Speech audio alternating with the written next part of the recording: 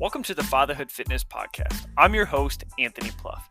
Each week, we will cover various topics that dads struggle with in their fitness journey. I'll give you actionable steps that you can apply right away, not only to take back control of your own health, but so you're able to be a better example for your kids too. All right, welcome in to this week's episode of the Fatherhood Fitness Podcast. This week, we have a very special guest, Jordan Syatt. He is somebody I have followed for quite a long time now. He's one of the leaders in the online fitness space. Just came out with a book in June called Eat It, which is a great read. I like the audiobook so much, I bought the physical copy as well. And even cooler than all that is he just became a father recently, which is pretty awesome. So I'll let him kind of introduce himself, maybe kind of share with us for those of the listeners who don't know you. Well, thanks for having me, man. I appreciate it. Thank you for the kind words. I'm glad you liked the book. Yeah, that's pretty much it. I'm a short, bald, nerdy guy. I like to lift weights and help people with their fitness and nutrition. And I've been doing this for a long time. I've been doing this for well over 15 years, almost 20 years at this point. So yeah, everything is good, man. Thank God. Baby's healthy. Wife is healthy. Life is good. Just eating some Chick-fil-A grilled chicken nuggets right now. And that's pretty much it. Nice. Very cool. So maybe can you kind of share with us a little bit kind of how you got started and kind of where you are, maybe what you're doing now and kind of what led you there? Yeah, so I got started with fitness from wrestling. So again, I'm a really short guy, 5'4", come from a very short family. And my mom wanted my brother and I to be able to defend ourselves. So I remember she walked in the living room one day when I was 8 years old and she said, I'm going to put you two in wrestling. And the only wrestling that I knew at that time was WWE style wrestling. So I remember I looked at her and I was like, you want me to hit someone with a chair? And she's like, no, you idiot, like Olympic style wrestling. But I had no idea what that was. But I was like, all right, cool, let's do it. And I was really lucky because I fell in love with it and I was pretty good at it. So I was from 8 years old, I was obsessed with wrestling. And by the time I got to high school, I made varsity as a freshman. And I was good from a technique and endurance perspective. But as a freshman, I was 14 years old and I was mainly going up against juniors and seniors on varsity. So they were like 16, 17, 18 years old. So there was a very big strength discrepancy. And I ended up applying to a gym a couple towns over from me. I wrote them an email. Like they didn't have an internship program. I just wrote to them. I said, listen, I'll take the trash out. I'll clean the floors. I'll clean your mats on the ground, whatever it is. Like I'll do anything. Just let me come and learn from you and I'll work for free. And I was very lucky because they agreed. They took me under their wing and they were also super science-based. They were a very, very science-based facility. So from 14 years old, I was really thrust into the science-based strength and conditioning world and then nutrition world as a result of it. And I was obsessed. It's all I thought about. It's all I cared about. It was just wrestling and strength training and nutrition and fitness. And I knew from then that this is what I wanted to do. And I've been doing it ever since I was 14. Yeah, that's awesome. Kind of having that early upbringing with it. I'm not a very big guy either. I'm only 5'5". Okay, yeah. But I never did wrestling. Yeah, I was never in wrestling. Looking back, something I was always interested in. But just never, my dad never did it. I had some cousins and stuff, but just wasn't something that my school I went to had or anything. And so kind of funny you brought that up. I just talked to a friend today who's a wrestling coach and talking about signing my son up soon when he gets a little older. He's only 3. He's 3.5. Got it. I'm getting a little closer to that, but just kind of being introduced to that stuff early, I think is pretty important. But 100%, dude. Have you tried jujitsu at all? So I never have. I actually had a so I kind of got into this. I'm a teacher as well. Kind of how I started into this. But one of my former students, her stepdad was a Krav Maga coach. Oh wow, so amazing! I've gone to his class. That's pretty intense. That's pretty intense. And so I had gone to that. So that's kind of my only experience with combatives or anything. But Krav Maga is very intense, and depending on who's teaching it, it can be like a little bit too intense. I lived in Israel for a few years, and when I was 18 and I was living there, I had no money. I was super poor, but I found an academy, a Krav Maga academy, and I was like, listen, I'll teach wrestling to your kids, like to your kids classes, if you let me learn Krav Maga for free. I was like, I can't pay for a membership, but like, I'll teach your classes for free. And they were like, yeah, sure. So that's actually how I started to learn Krav Maga, and also how I started to learn Hebrew, is because I didn't know any Hebrew at the time either. So that's how I started to learn how to count, like 1, 2, 3, like when people are doing different strikes and whatnot. So Krav Maga is great. Krav Maga incorporates jujitsu into it, but I think everyone should do it, but especially like shorter people. Like it's a really, really, really great thing to get into. Yeah, no, that's something the first class I ever went to was they were teaching about like gun safety and what happens if you have an active shooter. So Oh, they don't bring you in lightly. So I got paired up with a guy in the military about a foot taller than me, and I had the I had the bag, and he was nailing me in the chest the whole class. So it was fun. It was a lot of fun. But yeah, it can be kind of expensive too.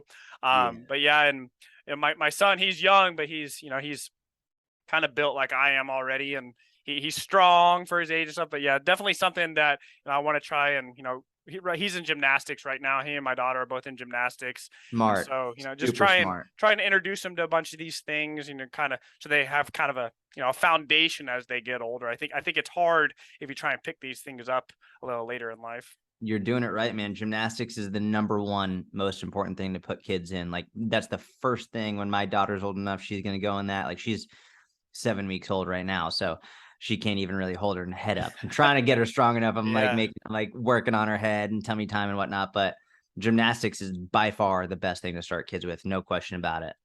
Yeah, no, it's definitely fun. We go to the my daughter, she's only a year and a half, so we do the parent and me class. So I get to do all the Yeah. stuff with her, which is a lot of fun. But you mentioned that when you were talking about when you kind of had your start at the gym, that they're very science based.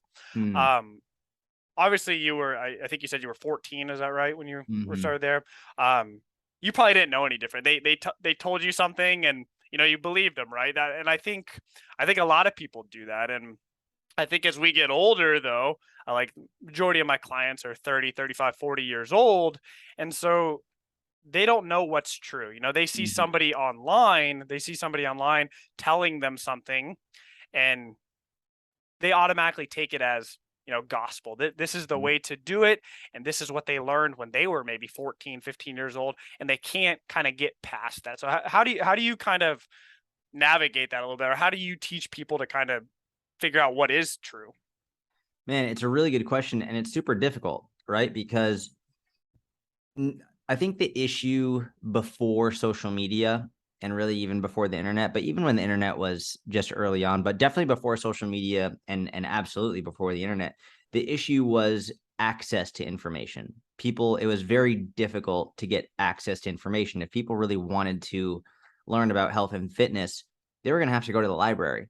Mhm, And even then, it might not have been very good information, but it was way more difficult to get access to any information regarding health and fitness, never mind good information. mhm, Now the issue is an overabundance of information, where it's like you get so much from so many different places. Like I get screenshots from people who follow me saying like, here's your post saying fruit isn't going to make you fat, don't worry about it. And the post underneath mine is someone saying the exact opposite, saying don't eat fruit because the fructose is going to make you fat, da da da da, and insulin and blah blah blah blah. So I was like, well, how am I supposed to know? It's really, really difficult, and there's no easy answer for this. But for me, the number one is I try and educate as best as I can, and my education model is really based on common sense, mm, right? I try and use common sense as much as possible, and I try and teach people critical thinking. So for example, with the fruit one, I always ask, I'm like, well, how many people do you know who got fat from eating fruit? Like, how many people do you know who packed on the last 50 pounds from fucking blueberries? And they laugh and they're like, well, nobody. It's exactly right. So next time you hear someone on social media saying, yeah, fruit's going to make you fat, well, let's think about it critically. Same thing with white rice. People are like, oh, carbs are bad for you. White rice is bad for you. Okay, well, let's think about this critically. The Japanese historically have eaten white rice not only once a day, but multiple times a day on a near daily basis for their entirety of their culture and population. And they're one of the healthiest populations in the world. So is white rice actually bad for us, or is it maybe overconsumption of certain foods? mm. And so it's teaching people how to be critical thinkers. I think for me, like I wish there was more about critical thinking when I was growing up in school. Like I really wish we spent less time on like learning rhombuses and I don't know, hexagons and all of that, and spent more time learning about critical thinking. I think that would have been, and also, financial planning and all of that. But Yeah. critical thinking is, I think, the most important skill to have. Now, unfortunately, or fortunately, depending how you look at it, if you want to know the truth, you're going to have to put in work and time and effort. But the best thing you can do is just try it. Like, try it for yourself. And I tell people all the time, like, don't take my word at face value. Give it a shot. People are like, well, what if someone's telling me I should do the keto diet and someone else is telling me I should count calories? What should I do? Try it. Try them both. Try them both for 30 days and see how it works. If one delivers more results, but it's not as sustainable for you, is that really the better choice? Right? Like, you might lose more weight initially with the keto diet, but like, do you really want to eliminate fucking carbs from your life? Is that sustainable? If not, then that's not the best choice. So that's one of the reasons why I do so many experiments on YouTube and Instagram. I'm like, all right, cool. I'll try the carnivore diet for 2 weeks. And like, all right, cool. I'll try this for a week or a month. Or I do all these experiments, not just to show people what actually happens, but also to say, like, if you really want to learn, try it, give it a shot, because the only way you'll know if it's actually a good fit for you or not is if you try it. Yeah, no, I 100% agree with that. I've tried a bunch of the diets as well. Mainly some of them because when I was young and naive, I didn't know any different. I didn't know Yep. what worked and what didn't. But then, I have people asking me all the time about them, and I didn't know, and so I tried it. I tried it for a while, and I give my feedback. I could read in a book, I could tell you what the science says, Mm-hmm. but I don't know if people necessarily care about that. They care about how it's gonna apply to them, and so like I've tried keto and things like that, but like you said, like you mentioned white rice. I eat white rice 3 or 4 times a week. I love rice, Yeah. but I used to work with a lady who does keto. She swears by it, but she's been able to stick to it for like 3 or 4 years, and then but she tells everybody about it, and they don't like it, which is fine. Like it worked for her. It worked for her, but like she's able to stick with. There's other foods she's learned to live without. There's lots of Mm-hmm. foods I don't want to live without. So I knew that wasn't for me. And I think sometimes too, like we look at maybe I don't want to call anybody out, but like there's maybe some power lifters or maybe people we grew up looking into and stuff, and we look at them as like the authority on everything. They were able to get really strong. They were able to have all these things, and what I've kind of learned over the years is that they might have had success despite their lack of knowledge and a lot of things, but that's not something. I mean, most of them won't admit that. There are a lot of good people in the industry who will come back and say, like I was wrong about this, and then Mm-hmm. I think that's really important. But most people, that's hard. That's hard to tell your audience of a million Instagram followers that like, hey, I might not have been correct on this one or something like that. And so I think that it is hard when you look at these people who have maybe a body that you would want, and then they're giving you advice, and it's hard to be like, actually, what they're telling you isn't necessarily true. But Yeah. I mean, there's so much to discuss there. Number one, the ironic thing about people with large audiences, I mean, really anybody admitting they were wrong. It's difficult. It doesn't matter if you even like if it's 2 followers or 2 million followers. People really struggle to admit when they were wrong. Ironically, when you admit that you were wrong, people respect you and trust you more. yeah, When you say, "Hey, I made a mistake," people are like, "Wow, well now I know I can definitely trust them because they're going to admit it when they're wrong." yeah, Whereas if like there are other people who dig their heels in and will fight tooth and nail to defend their opinion, which has clearly been proven wrong, and people lose respect for them. It's like, well, why would I trust you ever again if you can't even admit that you made a mistake? So that's number one. Other aspects, I mean, it's very interesting because I have a relatively large audience, and someone recently asked me, ever since I've had a kid, I've been getting so many questions about pre and postnatal training and nutrition and what you should do when you're yeah, breastfeeding. And I even had one woman say, "Would you ask your wife what I should do in this scenario?" And I had to reply, and I was like, just because I have a large audience doesn't mean I'm an expert in everything. hmm I have a very small area of expertise relative to what is available in the world. Like, if you want to lose weight, I can help. If you want to build muscle or strength, I can help. If you want to improve your relationship with food, I can help. Anything outside of that is not what you should be asking me. And you shouldn't trust me just because I have a lot of followers. Like, it's a huge, huge mistake. It's essentially an appeal to authority, which isn't even that accurate. An appeal to authority is a logical fallacy that people will do where, like, let's say a doctor says, yeah, the ketogenic diet is the best diet for health. Yeah, well, they're a doctor. It's like, well, just because they're a doctor doesn't mean that they know what the fuck they're talking about. It doesn't mean that they know what's right. So a lot of times people will look at someone with a big audience and just assume they know exactly what they're talking about and everything, which is a big, big mistake.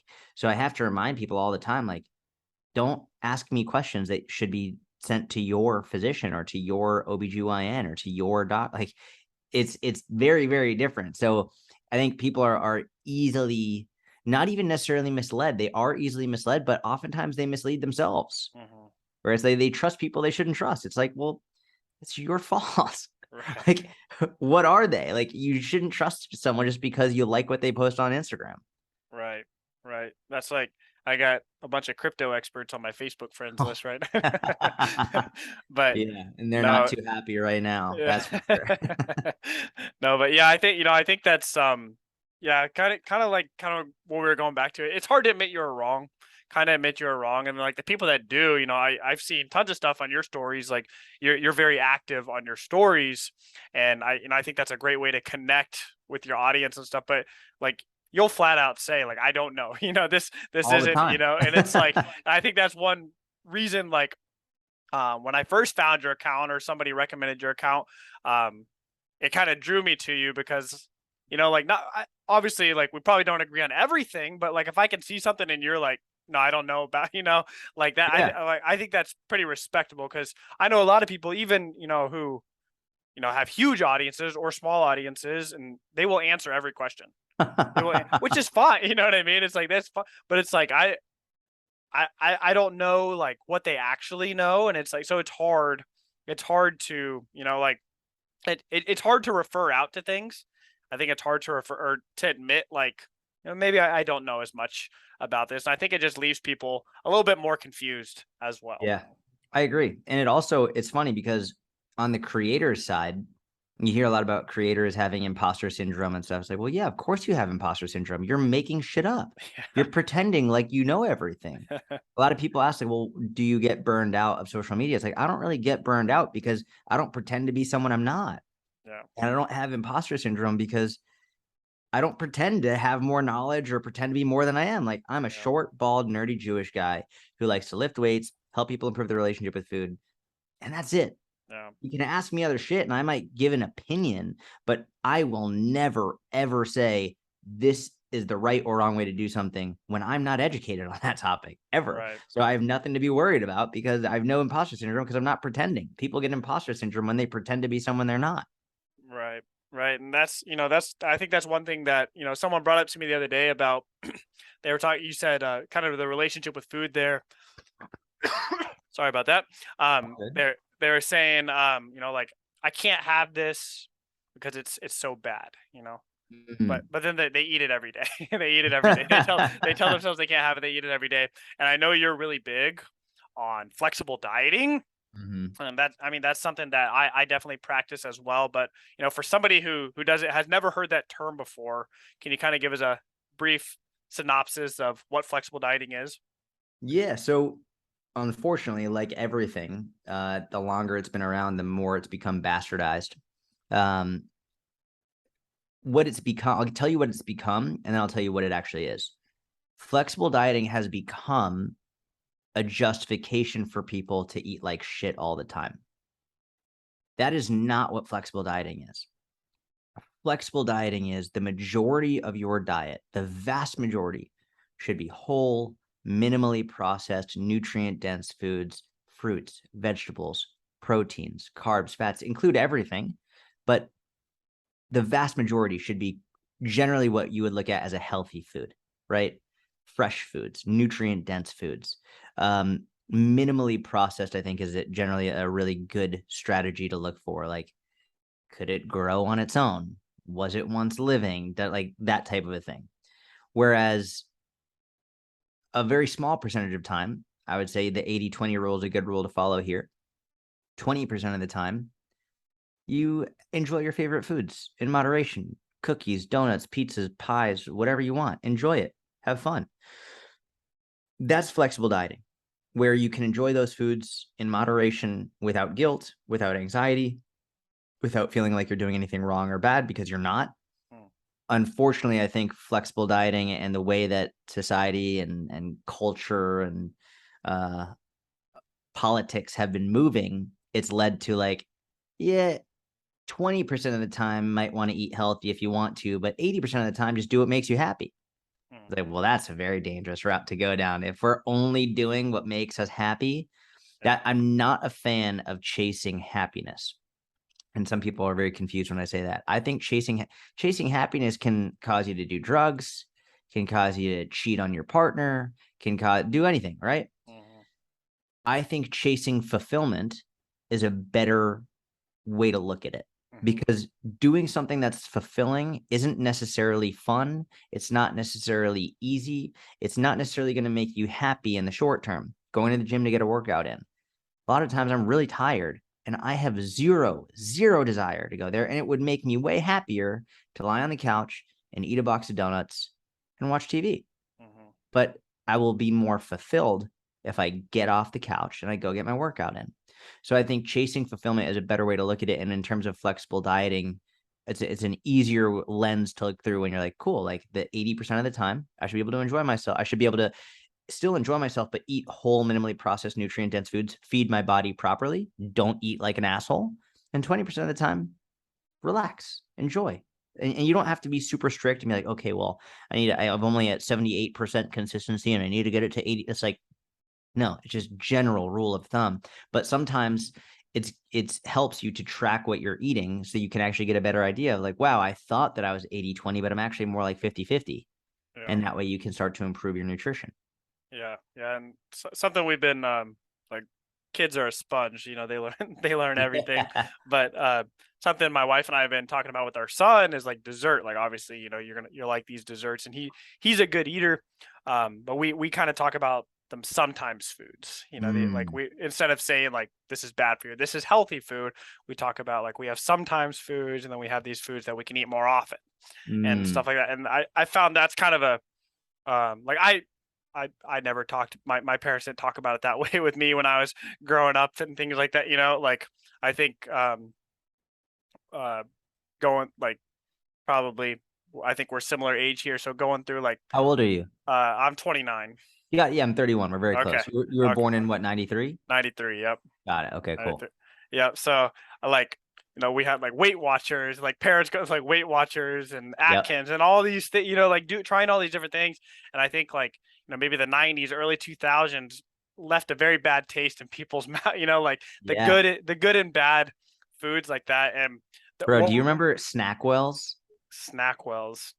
They like Snackwells low fat cookies. Do you remember they had like the green box? I never had that one. I used to drink the Slim Fast shakes. I did as well. Those were good. We had a whole cupboard with a bunch of Slim Fast shakes in there.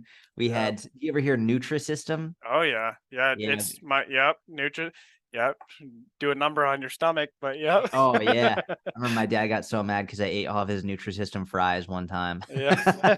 Yeah, yep, all those. The Slim Fat, like, and I think that's one of the things too, like where the education comes in, because I used to like chug those Slim Fat, like thinking, oh, it's gonna help me get slim, and so it's like genius marketing. Genius marketing. And I was like a 10-year-old kid, and I was like, and they were good, but like I used to eat those foods, like, like they used to have like the 100-calorie snacks. They were marketed as 100. I'd eat 5 of them, but they were those little cookie, they were like Oreo bites or something like that. Yeah, they had like the mini muffins. They were like mini muffins. They're the size of a blueberry.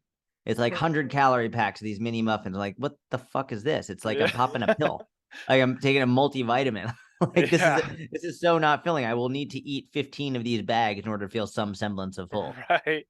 Right. And I think even for me, like I know this stuff now, but it's still hard to get out of that. It's still like we were watching, the Chiefs game the other night on Sunday, and I was eating a piece of cheesecake, and in my head, maybe I shouldn't, like what, like even I know I'm teaching this to people, and I still like it's hard to get out. It's hard to Mm-hmm. get out of that, and I know you talk about kind of that relationship with food, and like for some people, tracking their food Mm-hmm. can be, you know, kind of be a downward spiral. It kind of, they get anxiety around it and stuff.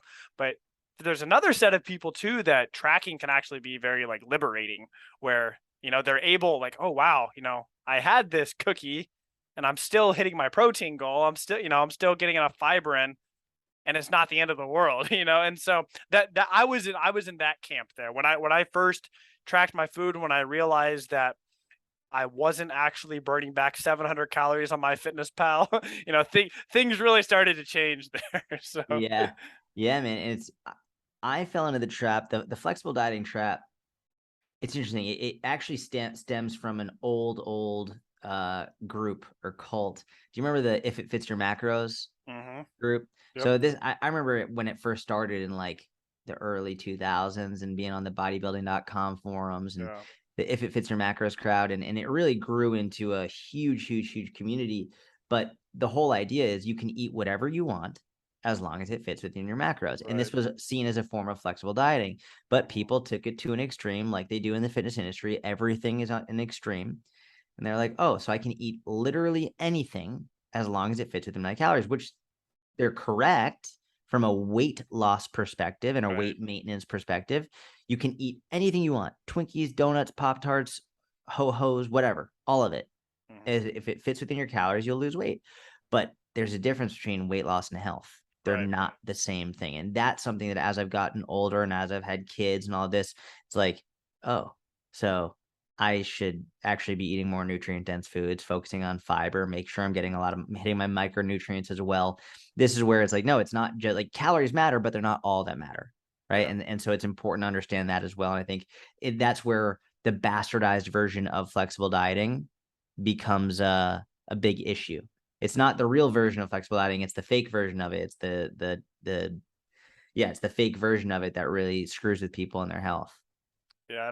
And that's definitely something I got caught in too when I first started tracking my calories, because I Yeah. realized if I weigh my food, I track my calories, I'm under my calorie goal, I lose weight, and I got really good at tracking. I got really good at tracking my calories. Cause like, it doesn't even bother me. I knew I could tell you how many calories were in something. When I started hitting my protein goal, that's when things really started like kind of shifting, like in the gym too. Like I'm able to build muscle and stuff, but I never paid attention to fiber. I never Mhm. looked at, like I would just, alls I cared about were calories, and then once I got that down, I worried about protein, Yep. and that's kind of as far as I went. And then I realized like I haven't had a vegetable in a week. I haven't I haven't done this like, and so I think yeah, like what you said there, that's exactly what I was gonna say. The difference between weight loss and health, and Yeah. I would be like 200 calories under my goal or something, but I haven't had any vegetables, haven't had any fruits or anything. Is it more important that I stay under this goal, or if I go slightly over and get some nutrition with Yeah. all this food as well? That's one of the biggest issues is when you get so focused on calories, when they're all you care about, oftentimes you'll say like, well, I don't want to take up calories with an apple. I Yeah, don't want to take up calories with right. a banana. I would rather have it from this food that I would enjoy more. hmm And that's another area where chasing happiness instead of fulfillment is you can get really caught up in. But when you're so tunnel vision focused on one thing and not looking at the body and life as a system, just like we have so many different moving parts. A lot of people will say, well, there's no way a donut can be healthy, right? I think this is really important. There's no way you mm could say a donut isn't bad for you, they'll say. It's like, okay, well, let me ask you this question. If there's no way that a donut could not be bad for you, who do you think has a healthier relationship with food? The person who says no to the donut every single time because they get anxious about the idea of it like ruining their health or making them fat, or the person who can have one donut in moderation without any anxiety and move on? Who has the healthier relationship with food? It's no question. It's the person who can eat it without anxiety and move on and get right back on track. Well, especially now more than ever, mental health has become a huge thing in society. Like so many people are backing it and supporting it.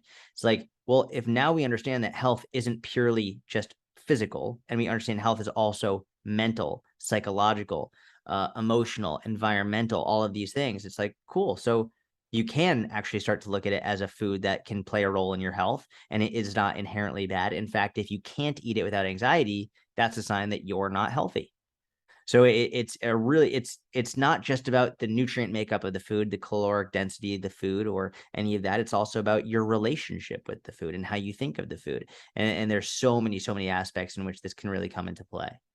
Yeah, and no, I think that's huge, and that's especially since like I became a dad. I've um learn things a lot quicker. You're kind of forced to and kind of forced to kind of pick some of these things up. But like my son, he, like one thing I try and teach with my clients is, that eating slowly, eating until satisfied rather than until full. But if you Mhm. watch your kids, they're pretty good at it naturally. Like my son can take a bite of cheesecake and then he'll say, "My belly's full," and he's Yeah. done. He's Yeah. done. I'm eating the whole cheesecake, Yeah. whether I want it or not.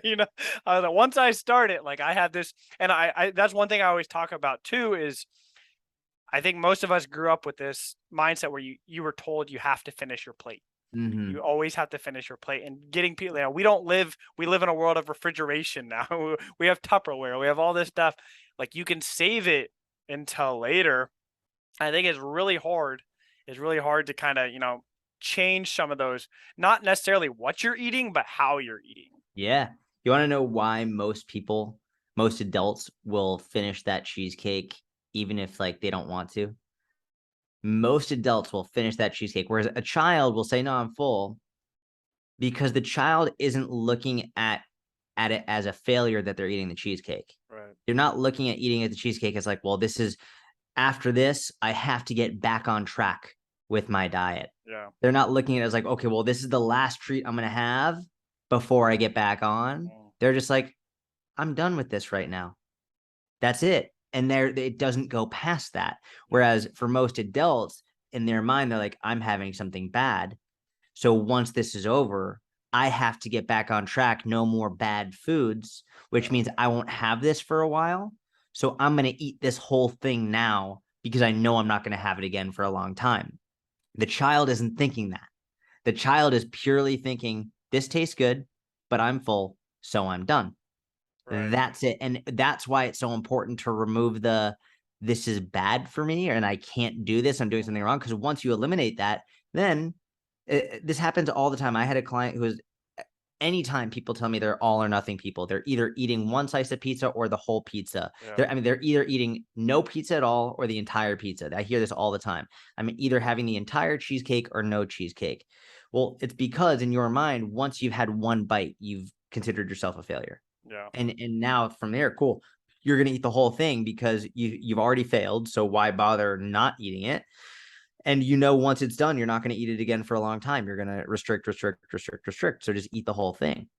This is such a huge issue with people in their food. That's why we can't be looking at it from the perspective of good and bad, right or wrong, healthy or unhealthy. We have to look at it from the perspective of if you can get to a point where you can enjoy one or two slices of pizza and stop when you're full and know you did nothing wrong, well, now you have a great relationship with food. It's Yeah. it's it's not I'm going to force feed myself this even though I'm not hungry simply because I'm not going to allow myself to have it for a long time. Yeah. And I think one thing that if you watch your kids, they, they're very present. They're very present on what they're doing. They're playing, right? They're eating, and they're doing all these things. We're on the computer all day. We're on social media. Mhm. We're constantly all these things. It's go, go, go, go, go. And so one thing I like to work on is, sitting down. That's the first thing. Sitting down while you eat, not doing it in the car, not eating while you're in the car, and having the TV off, not having your phone. And I think just those simple things right there can go a long way, because once you're like, if I'm, watching a football game and I got my phone in my hand and I ordered DoorDash or something, it's like I'm eating that whole thing. I don't care. Like it doesn't really matter. It doesn't really matter. But if I've got my phone put away, I'm sitting at the table with my wife and my kids, we're sitting here talking about how the day went. I surprise myself sometimes because I'm like, I don't think I can finish this. Do you want some of this? Like I used to be the person that finished everybody else's meal, maybe because I thought it was a challenge, which that's a whole other topic. But I think, it's just some of the, I think there's a lot of factors that go into eating. I think there's a lot of factors that go into eating. And I think people kind of expect, if they hire a coach or, they start doing it this way, it's automatically going to switch. Like it took you, 35 years, it took your whole life to get to this point. It's going to probably take, even though you don't want to hear it, it's probably going to take more than 12 weeks to get out of that. It's going to take years. Yeah. It's going to take years. If you walked for 10 years into the forest, you better be prepared for a long walk out of the forest. Even if you're running, like you walk 10 years in that forest, you're going to have to jog back for at least 5. Like it's going to take a while because, and it's funny, like the title of my book is Eat It, but for a long time, I wanted the title of my book to be the 5-year plan, but obviously no publisher is going to like that. It's not specific enough. Like people don't know what it means. And I get it, but most people do not understand it's going to take usually at least 5 years because there's so much shit that you have to undo and unlearn and teach yourself. And within those 5 years, there's going to be periods of time where you fuck up. There's going to be periods of time where you fall off track, like you gain weight, like you aren't paying attention. Like there's going to be periods, like it accounts for all of that. It's not 5 years of perfection. It's 5 years of ups and downs and twists and turns and holidays and traveling and breakups and all this stuff. And at the end of those 5 years, you'll finally learn how to incorporate all this into a healthy lifestyle. You might not even be at your ultimate goal yet. Like, I don't think anyone ever actually reaches their ultimate goal. Like, even you look at Olympic athletes who get gold. Well, now they've just moved the goalpost further. It's like, well, now I want 2. Now I want 3. Now I need to beat my record that I set that time. It's like there's always something else. Like, most people are never at their ultimate goal, which is a whole separate conversation in and of itself. But the reality is, like, it takes at least 5 years of very consistent hard work in order to finally get a grip on this stuff. Yeah. Yeah. And there's a book called The Gap and the Gain by Dan Sullivan. Sullivan. He kind of had the where it talks about like always measuring backwards. So instead of like comparing yourself to your ideal, you measure yourself based on how far you've come. And I like since I kind of made that mindset shift, it's made things like in every area of your life, it's made it so much better. Like trying, getting into a fitness routine, or I used to be a night owl, and then it's not always great when you're a parent, being a night owl. And so I tried for a long time to become a morning person. And then I would, I'd get up really early for a few days, and then I kind of go back to my old way and do it again. And then like all of a sudden it's been like 2 years. And then, but if I look back, I'm like, okay, like 3, 4, 5 nights a week, I'm pretty consistent. You know what I mean? And I think that, that sustainability factor, being able to find a nutrition plan you can stick with, find an exercise plan you can stick with that is sustainable, is much more important than, maybe, I saw online that this is the best way to structure your workouts and stuff like this. I think finding something that is just more sustainable is going to bring more benefits long term. Agreed. 100%. Well said. Yeah, and you kind of, I know you kind of talk about too, like with like kind of walking daily and stuff, and a lot of the like obviously I work with dads. So the biggest factor is time, finding time to work out. And so how would you, what have you found that has worked for your clients of, they come to me, they tell me, I don't have any time. I'm working. I got my wife's schedule. I got my kids' schedule. What I usually do when I start working with them is we kind of map out the whole calendar. Put your wife's events on there. Put your kids' events on there. Schedule your workouts around that. protect that time there. Even if it's only 1 day a week, we can work with that, just build off of something. But for somebody who's maybe a desk worker, has multiple kids, they all got events, what would be the first step you would take to kind of get into a fitness routine? Yeah, so I mean, I think the most important one is actually what you do outside the gym, right? You might be in the gym 2 to 5 hours a week max. Like you shouldn't really be in there much more than that. So like I think what you do outside the other hours of the gym is far more important. So that like just getting your steps in, just walking. And it's funny. A lot of people have wherever I've been, I've shown people like if you want to do it, you'll make it happen. Like when I was in my 500 square foot apartment, like actually like 450 square foot apartment in New York City in lockdown, I was still getting 10,000 steps every day.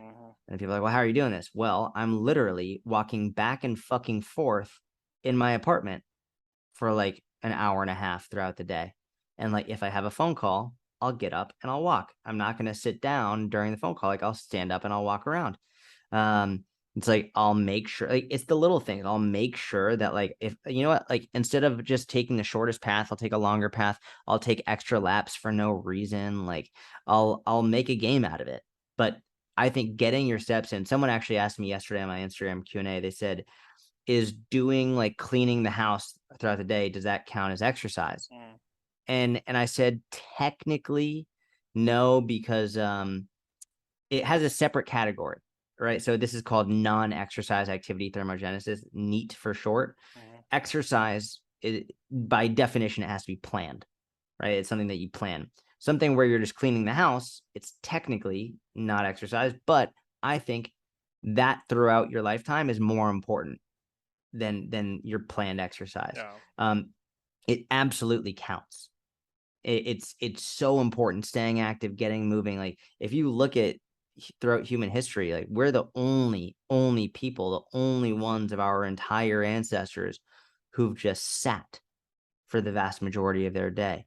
Like they weren't necessarily like, people always use the example of running from a lion. They weren't running from lions all the fucking time. It was like they would move and then they would relax and then they would move again, then they would relax. It's like they were just more consistently moving than we are. So getting up, moving, and I understand if you have a desk job, it's difficult, but if you're serious about it, you're gonna find the time. And if you work from home, like you've got no excuse. Like if you work from home, like get the fuck up. I have a walking pad. Get a walking pad. They're like very affordable off Amazon. I do most of my phone calls on my walking pad. Like when I'm done with this call, I don't use it on a podcast because it can get in the way of the audio. But like when I'm doing a regular business call, I just get on the walking pad. And if I walk for an hour on that, I'll get about 8,000 steps. Easy, no problem. And that's not a very low, like not like a very moderate pace. I'm not going super fast. So yeah, just get the hell up and move. Like I think if more people saw what happens on a cellular level when you just walk for 20 minutes, people would do it immediately. Like if people knew how much of an impact walking actually had on your health, like everyone would be doing it. Right. And I think that's the biggest thing I always try and do is just hitting that step goal.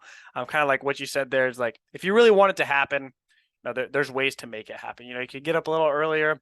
When my wife and I first got married, we were in grad school and we lived in a 400 square foot apartment. And I got, that was my record that day, outside of days, like you do a 5K obstacle course, something like that. But I had 30,000 steps. we lived in a 400. I was trying to I knew what my record was before that, and I just kept walking in circles, like walking back and forth. And so obviously I didn't do that every day, but that was one of the biggest things that kind of, I think helped. Like once we were in, like we got married in grad school, I wasn't able to go to the gym as much. I wasn't able to, play basketball or whatever I was doing at the time. You have other priorities, working multiple jobs, things like that. And so I started, I was taking the bus to class because it was a 30-minute walk. But I started walking that 30 minutes every day. That ends up being an hour. And like that made a huge, and it's something I've now been doing that for years, just making sure like in the morning, since I work from home, my back hurts. If I'm sitting in the chair all day, my back hurts. So I'll get up in the morning and I'll go for a walk, or I've been taking the kids and the stroller in the morning. It's a fun time where we can all go together and I think just walking is, just an easy way to kind of start. Even if you don't, you're not able to kind of make it to the gym. I think it's an easy way to kind of get your foot in the door of starting to make some of those healthy habits. But Yeah, I agree. And whether you're beginner or advanced, like I think the most advanced fit people walk the most. Like they're doing the most walking. If you look at like the best bodybuilders in the world, like they do so much walking, so much low intensity yeah, steady state cardio.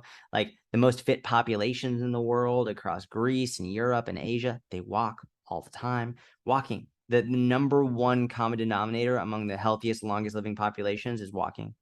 It's not diet because the longest living populations have very differing diets based on where they are in the world. right. The Japanese have very different than Greek, and Greek have very different than Swedish and all this. It's like the diets change drastically and dramatically, but the common denominator is movement. Right, right. And I think it's something that, just like you said, that, the vacuuming, things like that, mowing the lawn, that's been my thing. Like Yeah. I push mow the lawn. I love it. I love it. Put an audiobook on, it's an easy way. It's the things you don't think about, parking, like it sound like people always, like, oh, you can't just park further away. And like, no, one day is not going to do anything. But if you do it Exactly. every day, you take the stairs every day, it's like it sounds simple because it is, and Yep. I think sometimes like you typically the more simple you can make it, the easier it's going to be to kind of stick to. But I know we're running close on time here, so we've covered a lot of topics here, and I think the audience has definitely learned a lot from you. Is there one thing you kind of want to leave us with that you think is kind of the most important takeaway? I mean, move. Just move. That's really it. Like if you don't have time to go to the gym, we could talk about the issues with that, but the most important thing you can do for your health is the things that make up the vast majority of your day, which is just move, get up and move. That's really it. The more you move, the better. That's really what it boils down to. And um, yes, having too high of a body fat can be unhealthy and it's not good. Same thing as having too low of a body fat can be unhealthy and not good. But the one way to guarantee that you stay healthy is to move on a consistent basis. Even though you might not be shredded, might not look like a bodybuilder, it's irrelevant. Like as long as you're moving, you're improving your health. I like that. Just keep moving. Awesome. Well, I appreciate you coming on the show today. I definitely learned a lot in just that short amount of time. But congratulations again on the Thank birth of you. your daughter. Like that's super exciting. We're due with our third in December. Oh So wow, let's go. yeah. That's So amazing. yeah.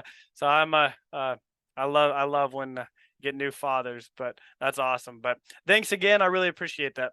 Thank you, man. Have a wonderful day. All right. Thank you. That concludes this episode of the Fatherhood Fitness Podcast. Thank you for those of you who took time out of your busy schedules to listen. If you have any questions or comments or an idea for a topic for a future episode, please feel free to reach out and I'd love to hear from you.